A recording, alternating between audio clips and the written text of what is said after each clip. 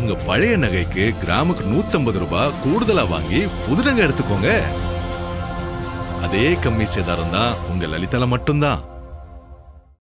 தேவா, நீங்கள் எப்படி பார்க்குறீர்கள்? இதை எப்படி அப்சர்வ் பண்ண வேண்டியிருக்கு? 2 கட்சிகளுடைய முக்கிய பிரதிநிதிகள், முக்கியமானவர்கள், முன்னாள் அமைச்சர்கள் இது போன்ற ஒரு ப்ரப்போசலை வைக்கிறாங்க, அல்லது ஒரு ப்ராஸ்பெக்ட்ஸை சொல்கிறாங்க. ப்ரப்போசல் கூட கிடையாது, ஒரு ப்ராஸ்பெக்ட்ஸை சொல்கிறாங்க. கண்டினியூஸாக இது மீண்டும் மீண்டும் மீண்டும் மீண்டும் வந்துகிட்டே இருக்குது, பேச்சு வந்துகிட்டே இருக்குது. ஒவ்வொரு ஈவெண்ட் டைம்லையும் இதை நம்ம பார்த்துட்டே இருக்க முடியுது. நாள் தவறுனா இதை பேச்சு வருது.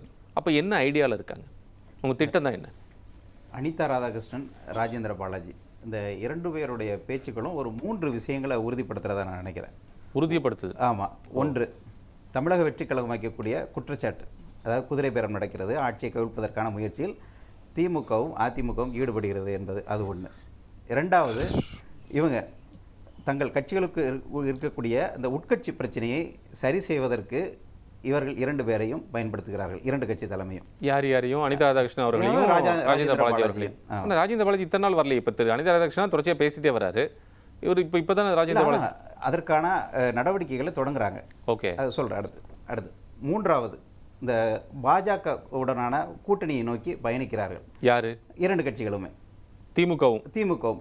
அதனை 2 பேருடைய பேச்சும் அதிக உறுதிப்படுத்தக்கூடிய வகையில் தான் அவருடைய வார்த்தைகள். பாஜக எதிர்ப்பு நிலைப்பாட்டில் தொடர்ச்சியாக வந்து திமுக ஆக்டிவாக இருந்துகிட்டே இருக்கு. இப்போ கூட திரு வெங்கடேஷ் குறிப்பிட்டார், பாஜக அது வந்து மத்தியில் இருந்தாலும் சரி எல்லாத்துக்கும் அவங்க தான் காரணம் அப்படின்னு பாஜக சொல்லுது திமுகவை என்று. திமுக பாஜக தான் காரணம் என்று சொல்கிறதுங்கிற அளவுக்கு 2 பேருக்குமான டிஸ்டன்ஸ் இருக்கு, அல்லது விரோதியாக சித்தரிக்கிறார்கள் என்றால் அப்புறம் எப்படி அந்த க்ளோஸ் ரிலேஷன்ஷிப்புக்குள்ளே வர முடியும்? சர்க்கிள்குள்ளே கடந்த காலத்தில் வந்து பாஜகவுடன் கூட்டணி வைத்திருக்கிறார்கள். எதிர்காலத்திலும் ஒரு குறைந்தபட்ச செயல் திட்டத்தோடு பாஜகவுடன் கூட்டணி வைக்கலாம். இதை எப்படி நீங்கள் முதல்ல இருந்து நம்ம பார்க்குறோன்னா, அதிமுக தரப்புலேருந்து முதல்ல எடுத்துக்கலாம். அதிமுக தரப்பில் வந்து ராஜேந்திர பாலாஜி இந்த கருத்துக்களை பேசி வருகிறார். சரி, கடந்த 2-3 நாட்களாகவே அவர் வந்து முதலமைச்சர் விஜய் குறித்தான விமர்சனங்களை வைத்து வருகிறார். இந்த வைத்து வரக்கூடிய ஒரு சூழலில் அவர் சொல்லக்கூடிய வார்த்தைகள் என்னதான் இருக்குன்னா, ஸ்டாலின் அவர்கள் கோவப்பட்டால் இந்த ஆட்சி தொடராது. அப்படின்னா எடப்பாடி பழனிசாமி கோவப்பட மாட்டாரா? அவர் கோவப்பட்டால் எதுவுமே நடக்காதா? அப்படின்னா அதிமுகவில் இருக்கக்கூடிய உட்கட்சி பிரச்சனைகள், அதிமுகவினுடைய தலைமையை அந்த கட்சியினர் வந்து முழுமையாக யாரும் ஏற்றுக்கொள்ளவில்லை. தொண்டர்கள் அங்கதான் இருக்காங்க. தொண்டர்கள் இருக்கிறாங்க. ஏன் அவங்க வந்து அதிமுகவில் இருந்து சட்டமன்ற உறுப்பினர்கள் விலகி போறாங்க? இன்னும் எஸ்பி வேலுமணி வந்து முரண்பட்டு நிற்கிறார்.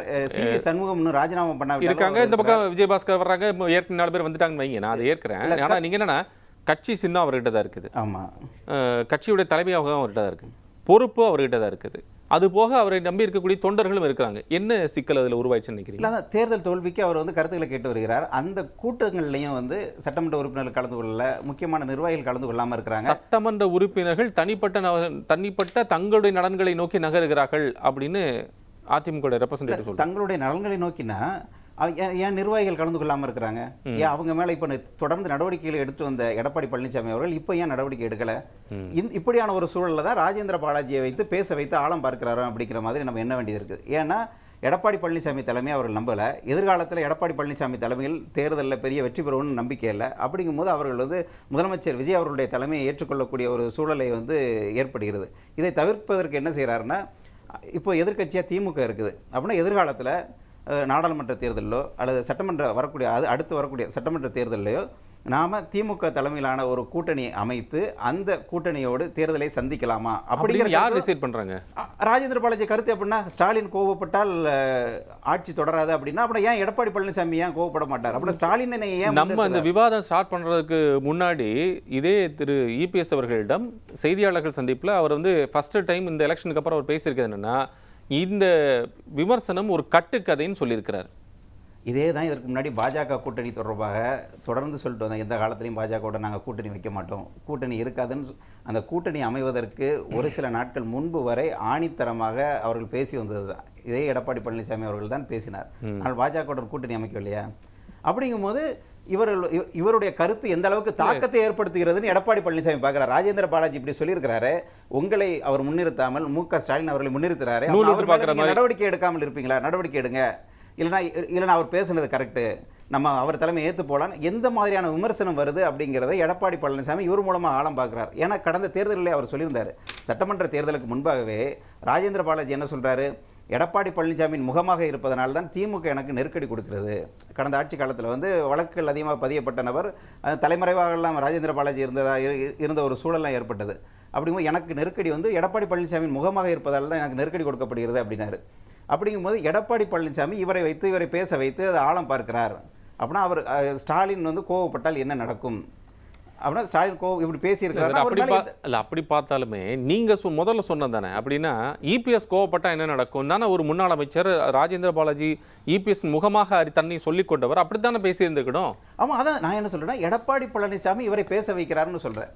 அதாவது எடப்பாடி பழனிசாமி தலைமையில் அடுத்த தேர்தலை சந்தித்தால் தோல்விதான் கிடைக்கும். அப்படிங்கும் போது ஸ்டாலின் தலைமையை ஏற்று திமுக தலைமையிலான ஒரு கூட்டணியை நாம் அமைக்கலாமா? கட்சி தொண்டர்கள் முதல்ல ஒத்துக்குவாங்களா? ஏற்கனவே வந்து அங்க ஏற்கனவே இருக்கக்கூடிய நிர்வாகிகளும் ஒத்துக்குவாங்களா? அப்படி பிறகு எப்படி அவங்க வந்து திமுக அதிமுக கூட்டணின்னு பேசுனாங்க?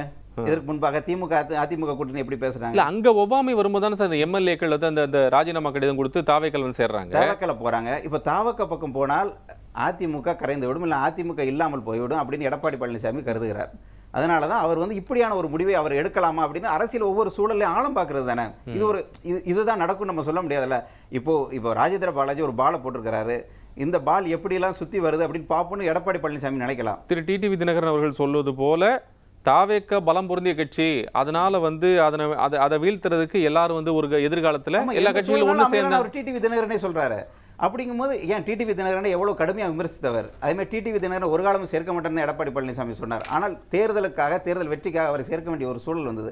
அப்படிங்கும்போது இப்பவும் அதே மாதிரியான ஒரு ஆழம் பார்ப்பதற்கான ஒரு நடவடிக்கையை தான் ராஜேந்திர பாலாஜியை வைத்து அவர் பேச வைக்கிறார். அதே மாதிரி இன்னொன்று என்னென்னா, ஸ்டாலின் கோவப்பட்டால் என்ன வேண்டாம் நடக்கும்னா அப்படின்னா என்ன நடக்கும்னா ஆட்சி கவிழ்ப்பு நடக்கும் அப்படிங்கிறது தான் ராஜேந்திர பாலாஜி சொல்ல வருகிறார். ஆட்சி கவிழ்ப்பு இல்லைன்னா அந்த ஆட்சி அகற்றப்படும் அப்படின்னா யார் மூலமாக அகற்றப்படும்? பாஜக மூலமாக, மத்திய அரசு மூலமாக தான் அகற்றப்படக்கூடிய அதுக்கு பாசிபிலிட்டி இல்லை சார். இப்போ என்ன பாசிபிலிட்டி இருக்குங்க? இப்போ இன்னையிலேருந்து 6 மாதத்துக்கு, அதாவது வந்து சட்டமன்றத்தில் அவங்க பெரும்பான்மை நிரூபிச்சிருக்கிறாங்க. அடுத்த 6 மாதம் வரைக்கும் நீங்கள் வந்து சட்டமன்றத்தில் இந்த அவை நடவடிக்கை நடக்காது. இது சார்ந்தக்கூடிய விஷயம் வேறு எதுவும் நடத்த முடியாது. அடுத்த 6 மாதத்துக்கு அப்புறம் தான் நீங்கள் பெரும்பான்மையை நிரூபிக்க சொல்லணும். இல்லைன்னா எக்ஸ்ட்ராடினரி கண்டிஷன்ஸாக நடக்கும். சட்டம் ஒழுங்கு ரொம்ப சீர்கேடு நடந்து ஏதாவது ஒரு சிக்கல் நடந்தால் ஆளுநர் ஆட்சியோ அல்லது குடியரசுத் தலைவர் ஆட்சியோ நீ கொண்டு வரதுக்கான இம்போஸ் பண்றதுக்கான ஒரு வாய்ப்பு இருக்கும். என்ன நடந்திருக்குங்கிறது வேணும் இல்ல? அதான் அனிதா அந்த சூழல்கள் உருவானம் இல்ல சார். ராஜேந்திர பாலாஜியினுடைய கருத்தை தான் அனிதா ராதாகிருஷ்ணன் அவர்கள் வந்து உறுதிப்படுத்துகிறார். அவர் ஒன்று உட்கட்சி பிரச்சனையும் அவர் உறுதிப்படுத்துறாரு, இன்னொன்று பாஜகவுடனான கூட்டணியும் உறுதிப்படுத்துறாரு. எப்படின்னா 6 மாதத்தில் ஸ்டாலின் முதலமைச்சர் ஆவார் அப்படின்னா 6 மாதத்திற்குள்ள ஒரு தேர்தல் நடந்தாதான் ஸ்டாலின் முதலமைச்சர் ஆகணும். அப்படி இல்லை என்றால் அதிமுக திமுகன்னு ஒரு கூட்டணி அமைஞ்சு அந்த கூட்டணியுடைய முதலமைச்சராக ஸ்டாலின் அமர வேண்டும். அப்படின்னா ஆட்சி கவிழ்க்கப்பட வேண்டும், இல்லைன்னா தேர்தல் நடத்தப்பட வேண்டும். இதற்கு யாருடைய உதவி தேவை? மத்திய அரசுடைய உதவி தேவை. அது ஆளுநருடைய செயல்பாடுகள். நீங்க சொல்ற அடிப்படையிலே பார்த்தா கூட திரு கோலப்பன் குறிப்பிட்டாரு, இன்னைக்கு தேதியில தாவேக்கா வந்து தேர்தலை சந்திப்பதற்கு தயாராக இருந்தாலும் கூட, ஏன்னா திரு நிர்மல்குமார் டெய்லி சொல்லிட்டே இருக்க நாங்க தேர்தலை சந்திக்கிறதுக்கு அஞ்சறதே இல்லை அப்படின்னா 200 தொகுதிக்கு மேலே நான் கண்டிப்பாக வெல்வோங்கிற நம்பிக்கை சொல்கிறாங்க. அந்த சூழல் வந்து திமுகவுக்கும் அதிமுகவுக்கும் சாதகமாக அமையுமா பாதகமாக அமையுமா? இல்லை, அதாவது இவர்கள் வந்து தோல்வியோட விரக்தியில் இருக்கிறாங்க திமுகவும் அதிமுகவும். அது திமுகவை பொறுத்தவரைன்னா தங்களுடைய தலைவரே தேர்தலில் தோத்துட்டாருன்னு ரொம்ப கவலையில் இருக்காங்க. அப்படின்னா இன்னொரு தேர்தலை சந்திக்கணும், அவர் தேர்தலில் இன்னும் ஜெயிக்கணும். அதுபோக நம்ம இந்த தேர்தலில் என்னென்னலாம் கவனிக்காம விட்டோமோ அதெல்லாம் வரக்கூடிய தேர்தலில் நம்ம கவனித்து வெற்றி பெறணும் அப்படின்னு அவங்க நினைக்கிறாங்க. அதனால தான் இன்னொரு தேர்தல் அப்படிங்கிற ஒரு கருத்தை அவர் வந்து முன்வைக்கிறாங்க. அப்படின்னா அந்த தேர்தல் வரணும்னா மத்திய அரசினுடைய பங்களிப்பு வேணும். அதே மாதிரி திருச்சி சிவா அமைச்சரவையில் இடம்பெறுவாருன்னு சொல்கிறாரு. அப்படின்னா 2029 வரை பாஜக ஆட்சி இருக்குது. பாஜக ஆட்சியை தவிர்த்து அங்கே வேற ஒரு ஆட்சி அமைவதற்கான எந்த ஒரு சூழலும் கிடையாது இப்போ. ஆமாம், அப்படின்னா திருச்சி சிவா 6 மாதத்தில் அவர் அமைச்சராவார்னா அப்படின்னா பாஜக கூட்டணியில் திமுக அங்கம் வைத்தால் தானே அமைச்சராக முடியும். எப்படி அமைச்சராவார் திருச்சி சிவா? அதுக்கு இப்ப அப்படினா பாஜகவினுடைய கூட்டணி வைக்கிறாங்க சார். அப்படினா மாநில மூலமாக நம்ம வந்து ஆட்சியை கலைக்கலாம். மாநிலத்தில் என்ன பெனிஃபிட் இல்ல, அதுதான் நான் சொன்னேன். அப்ப பண்ணா திருப்பி அது அவர்களுக்கே சிக்கலாக மாறாதான்னு கேட்கிறேன். இப்ப நீங்க திருச்சி சிவா அவர்கள் வந்து மத்தியில் அமைச்சராகிறார், அது கூட ஒரு சான்ஸ் இருக்குன்னு வச்சுக்கோங்க. ஏதோ ஒரு இண்டிபெண்டோ வந்து இணையமைச்சராகவோ அல்லது அமைச்சராகவோ ஆகிறாருன்னு வச்சுக்கோங்க, அது கூட பிரச்சனை இல்லை. ஆனால் இங்க ஆட்சி மாற்றம் நடந்து அது வந்து திமுகவுக்கு சாதகமாகத்தான் அமையுங்கிற சூழல் என்னன்னு கேட்கிறேன். அதான் அவங்க சொல்றாங்க. இப்ப சொல்றீங்க அவங்க வந்து அந்த மாதிரி ஒரு யோசனையில் இருக்க பேசுறாங்க அப்படி, ஆனா அதுக்கான சூழல் என்ன? அதாவது தேர்தல் தோல்வினால 2 கட்சிக்குள்ளேயும் பெரிய பிரளயமே நடந்துட்டு இருக்குது. திமுகவில் இருந்தாலும் சரி அதிமுகவில் இருந்தாலும் சரி. அப்படிங்கும்போது அவருக்கு எதை தின்னா பித்தம் தெளியுங்கிற ஒரு சூழலில் தான் இருக்கிறாங்க. இப்படியான ஒரு சூழலில் தான் அவங்க உட்கட்சி பிரச்சனைகளையும் கையாள வேண்டியது இருக்குது. மற்றொரு புறம் தங்கள் தலைமையை திருப்திப்படுத்த வேண்டியது இருக்குது. அதுபோக இந்த தேர்தலில் நம்ம வந்து எதிரியாகவே தமிழக வெற்றி கழகத்தை நம்ம பார்க்கல. அப்படிங்கும்போது அவங்கள நோக்கி நம்ம எந்த ஒரு செயல் திட்டமும் வகுக்கலை. வரக்கூடிய தேர்தலையாவது நம்ம அப்படி ஒரு செயல் திட்டத்தை உருவாக்கி நம்ம வெற்றி பெற்றுடலாமா அப்படிங்கிற ஒரு கோணத்தில் தான் அவருடைய பேச்சு இருக்குது, அவருடைய செயல்பாடு இருக்குது. அவர் அனிதா ராதாகிருஷ்ணன் என்ன சொல்கிறாரு, 6 மாதம் கழித்து ஸ்டாலின் முதலமைச்சர் ஆவார், கட்சியை உதயநிதி ஸ்டாலின் வழிநடத்துவார் அப்படிங்கிறார். ஏன் அந்த வார்த்தை வருது அப்படின்னா உட்கட்சி பிரச்சனை. அதே மாதிரி அதிமுக இருந்த மாதிரியான உட்கட்சி பிரச்சனை இங்க திமுகவில் கனிமொழி அவர்கள் எழுச்சி பெறுகிறார். அந்த எழுச்சியை தடுப்பதற்காகத்தான் அவர் வந்து உதயநிதி கட்சியை வழிநடத்துவார்னு சொல்றாரு. ஏன் திமுக தலைவராக ஸ்டாலின் இருக்கிறார், ஏன் கட்சியை வழிநடத்த உதயநிதி தான் கட்சியை வழிநடத்தணும், இவர் ஆட்சியை தான் வழிநடத்தணும், ஏன் இப்பவே எதுவுமே நடக்காத போதே இப்படியான வார்த்தைகளை ஏன் பதிவு பண்ணணும்? அதாவது இந்த ஆட்சிக்கு சில கால அவகாசம் கொடுக்கணும்னு சொல்லி 2 பக்கமே சொல்லியிருந்தாங்க. திமுக அதிமுக தரப்புலையும் திமுக தலைவர் ஸ்டாலின் அவர்களும் சொல்லியிருந்தார். அந்த கால அவகாசம் அந்த முடிவதற்கு முன்பாகவே வந்து இப்படியான விமர்சனங்களை 2 தரப்பிலிருந்தும் வச்சுட்டு இருக்கிறாங்க. அதுவும் திமுக தரப்பிலிருந்தும் வைக்கிறாங்க, அதிமுக தரப்பிலிருந்தும் வைக்கிறாங்க. அப்படின்னா என்னென்னா தமிழக வெற்றி கழகத்தினுடைய ஆட்சி மக்கள் மனதில் இன்னும் பெரும் நம்பிக்கையை பெறுகிறது.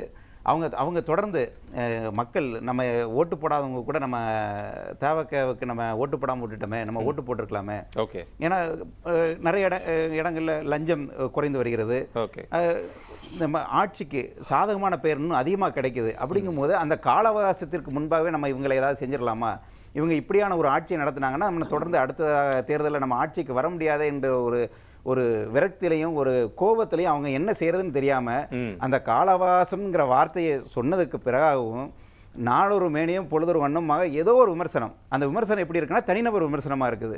அதாவது ஒருமையில் பேசுகிறாங்க. திமுகவினுடைய துணை பொதுச்செயலாளர் ராசாவாக இருக்கட்டும், அவர் அனிதா ராதாகிருஷ்ணனாக இருக்கட்டும், அதே மாதிரி அதிமுகவில் ஆர்பி உதயகுமார், செல்லூர் ராஜு, ராஜேந்திர பாலாஜி எல்லாருமே ஒருமையில் பேசுகிறாங்க. ஏன் ஒருமையில் பேசுகிறாங்க? தனிநபர் தாக்குதலில் ஈடுபடுறாங்க அப்படின்னாச்சுன்னா ஆக்கப்பூர்வமான விமர்சனங்களையோ இல்லைனா ஒரு ஆதாரப்பூர்வமான குற்றச்சாட்டுகளையும் முன்வைக்க முடியல. அப்படிங்கும்போது அவங்க என்ன வராங்க, தனிநபர் விமர்சனத்துக்கு வராங்க. இந்த விமர்சனங்கள் மூலமாக நம்ம மக்கள் மனசில் எப்படியாவது இடம் பிடிச்சிடலாமா, இல்லைன்னா இந்த ஆட்சி மீதான ஒரு தவறான ஒரு எண்ண ஓட்டங்களை ஏற்படுத்தலாமா அப்படிங்கிறது வந்து மீண்டும் வந்து தாவேக்காக்கு சாதகமா அமையும் நீங்க சொல்றீங்க. ஆமா, கண்டிப்பா. உங்க பழைய நகைக்கு கிராமுக்கு 150 ரூபாய் கூடுதலா வாங்கி புது நகை எடுத்துக்கோங்க. அதே கம்மி சேதாரம் தான் உங்க லலிதால மட்டும்தான்.